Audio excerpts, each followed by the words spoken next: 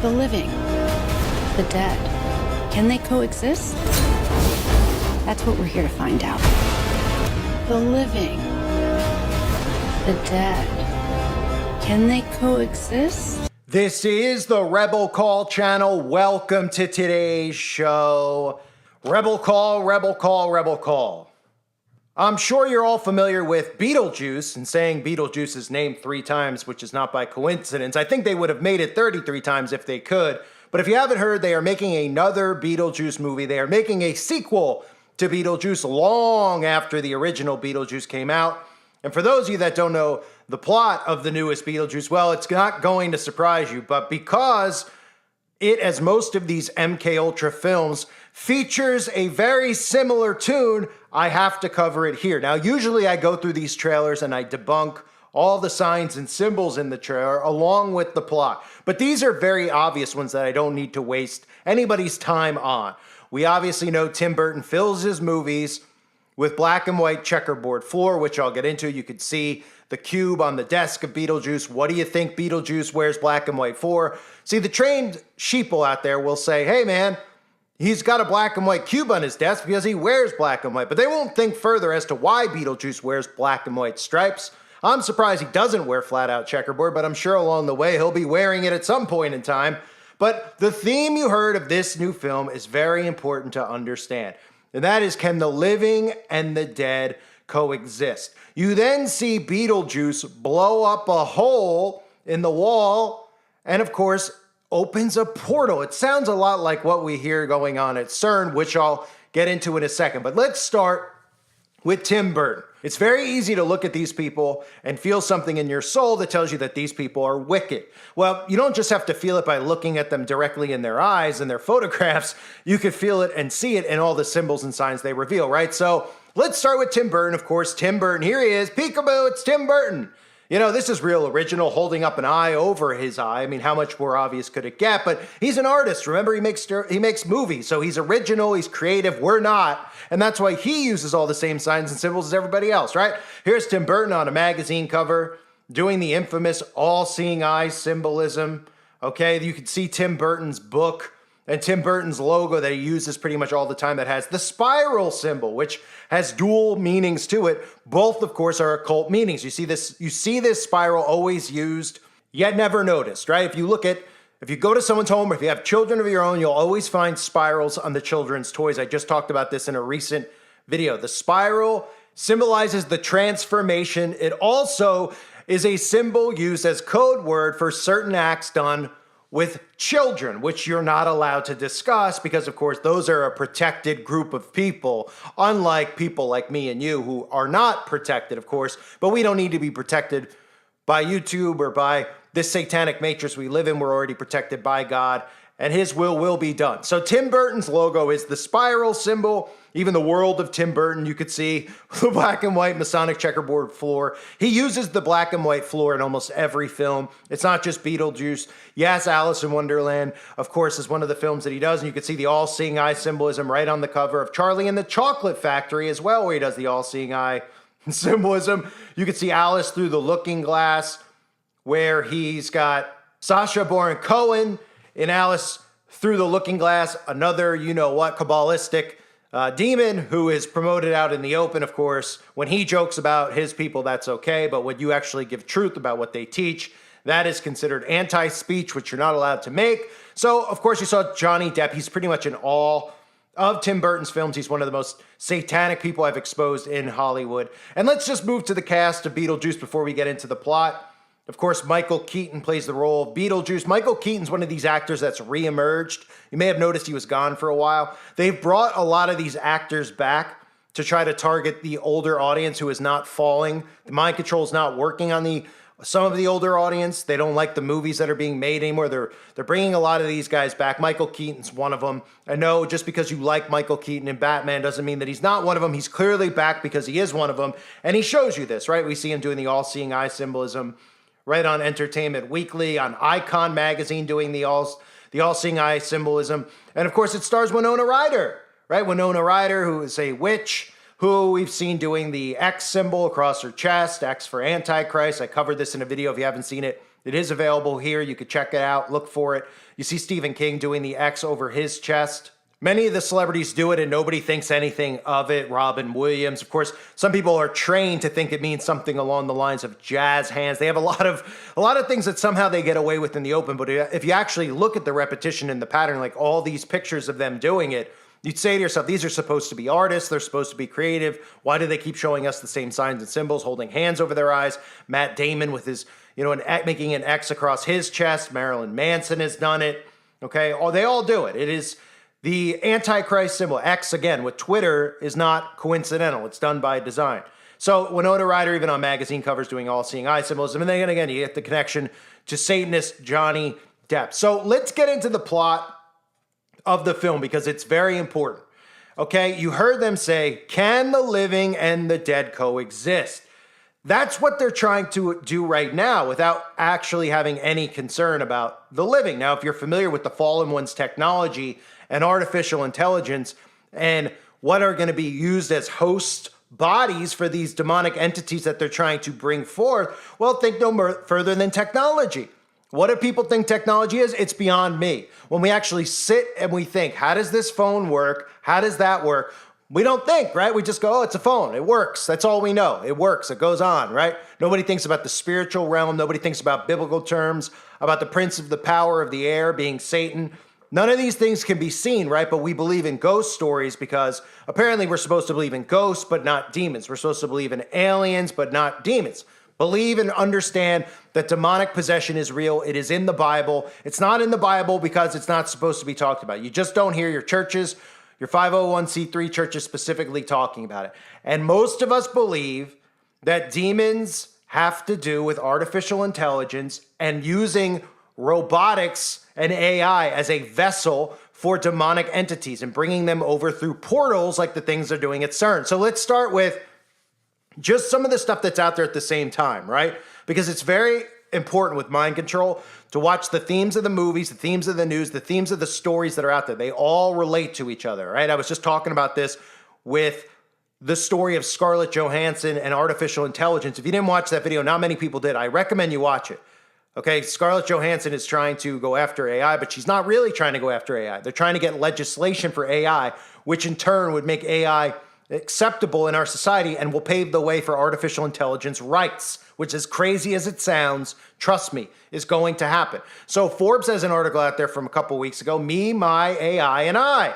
Workplace tips for coexisting with artificial buddies, right? Coexisting. What was the theme of this trailer, this movie? The theme is that Beetlejuice and Winona Ryder are going to open up a hole, a black hole, right?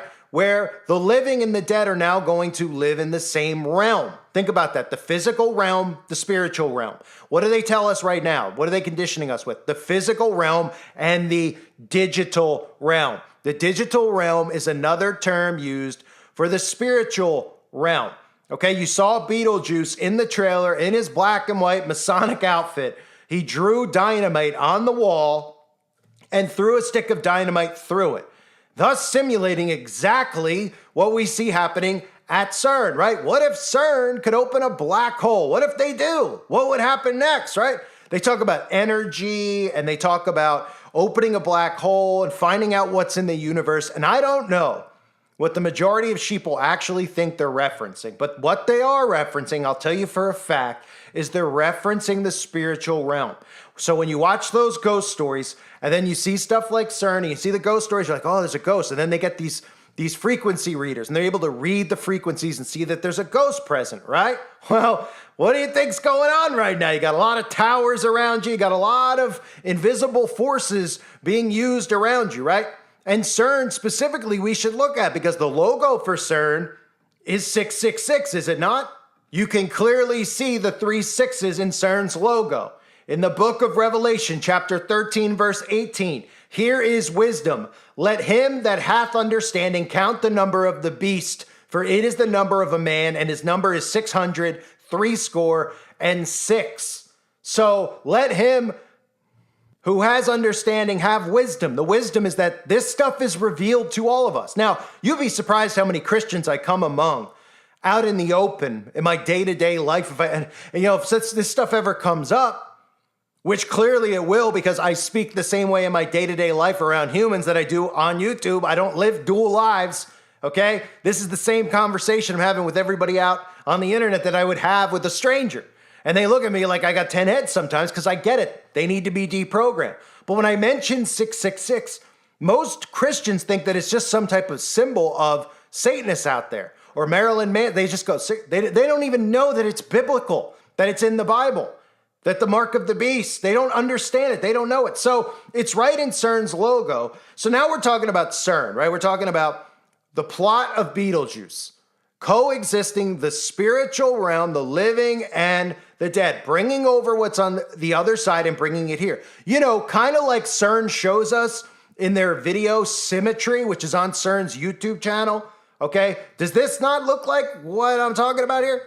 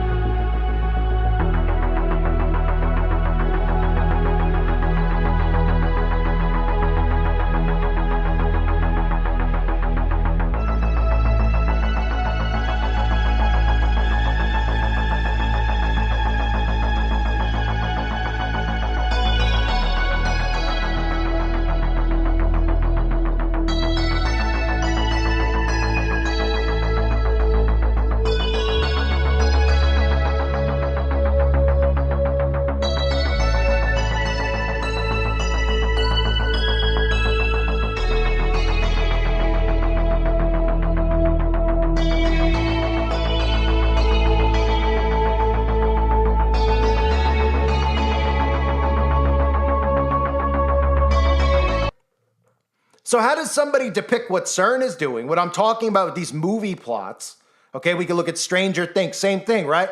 Blasting a hole, you know, they're literally in Stranger Things, they're trying to open a black hole, go into the upside down. What do you think they're talking about, right? It's the same thing here. Oh, now and all of a sudden in Beetlejuice, they want to open up a hole and bring over what's on the other side and have it coexist. Don't forget that coexist logo that people like Bono have been throwing in our faces. It's about more than just coexisting religions. It's about a one world order. It's about a one world religion under the rule of the Antichrist. So in that commercial you saw for Cern, you saw the ritual circle, right?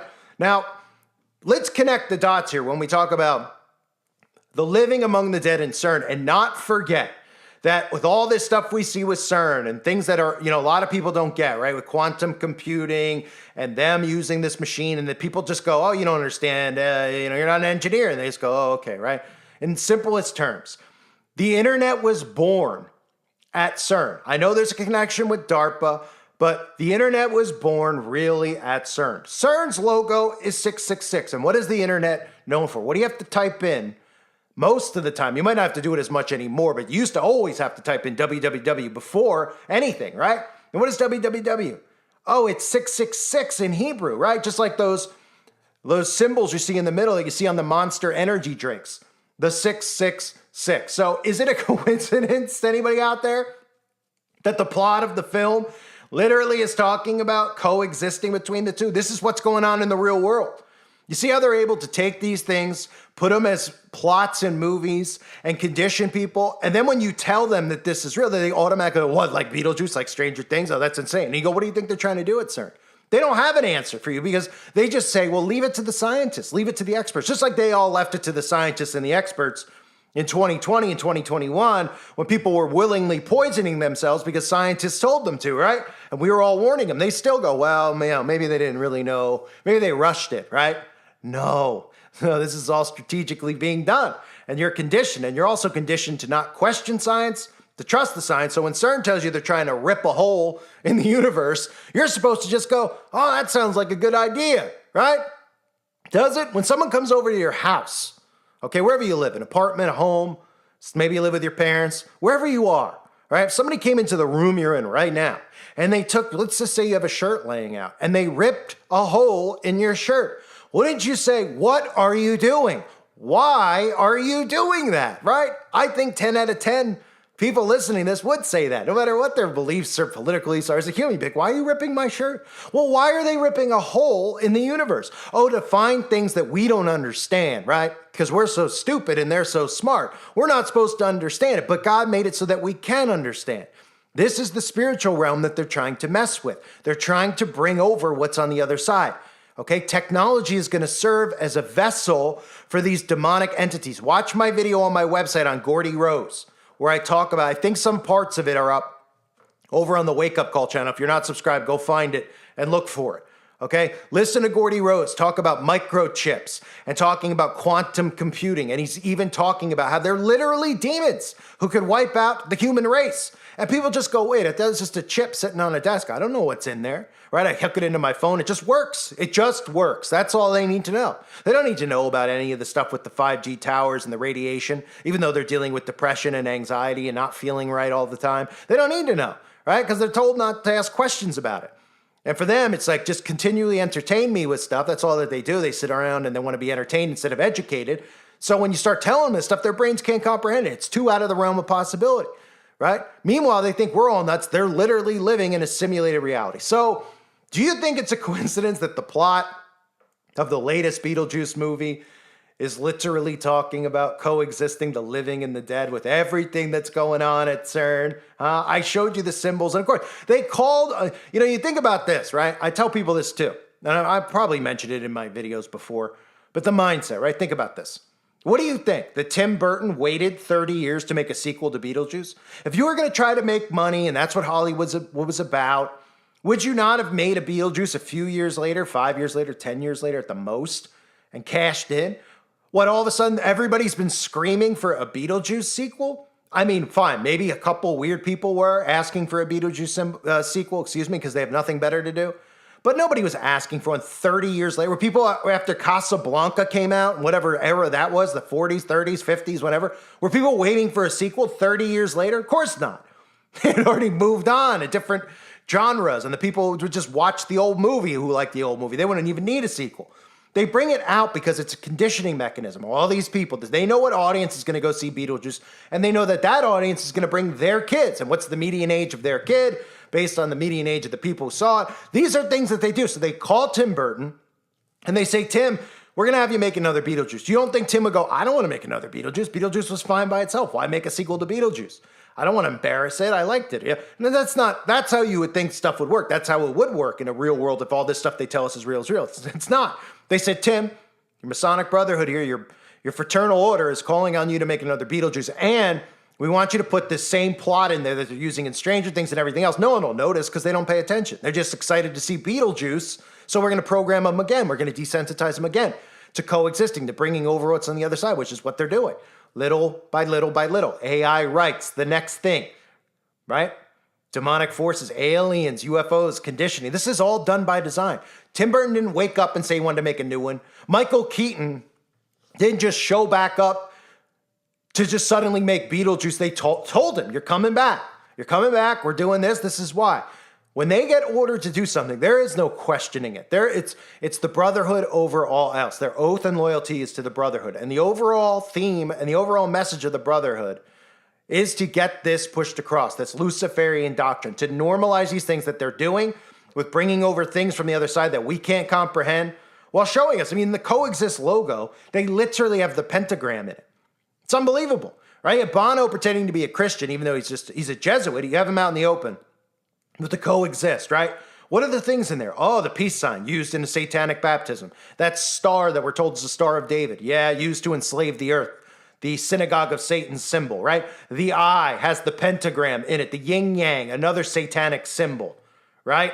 And then, of course, the T used for the cross to deceive Christians with, to bring in the coexistent movement with the communist star and Baphomet's, crescent moon. I mean, it's all right in front of our faces. You just have to look. It's just as simple as that, right? I show you the plot and I tell you what they're saying they're doing at Cern. Does it not sound similar? Is Cern's logo not 666? Is Cern not responsible for the internet? They claim to be. The birth of the web, it says right on their website, right? And why is it that www and everything that they do is usually lined up with these people who's supposedly Hebrew? We're not talking about the Old Testament. We're not talking about the Old Testament here when we talk about Hebrew, okay? We're talking about Babylonian text. But anyway, they got the 666 and the www are one and the same, right? So we have spirits being brought over, the living living among the dead living among the living, right? And then what is going to be the catalyst? How is that possible? How can these spirits that God put behind a veil, that these people are trying to summon and bring forth, that they do during rituals, what are they going to live inside of? Well, there's your answer. Artificial intelligence. I thank everybody for being here. Hope you're all doing well. God bless you as always and your families.